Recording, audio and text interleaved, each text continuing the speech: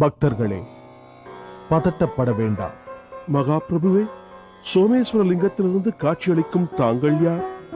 சிவனின் சத்யோஜாத முகத்திலிருந்து வெளியேறி அவரது ஆணைப்படியே மனித குலத்திற்கு ஞான ஒளியை வழங்கி சிவதத்துவ சிவாச்சாரியர்களின் விளக்கங்களை அனைவருக்கும் தெளிவுபடுத்த வந்திருக்கும் ரேணுக கணாதீசர். शिवस्वरूपी रेणुका गणाधीश्वरा, नमो नमः, नमो नमः.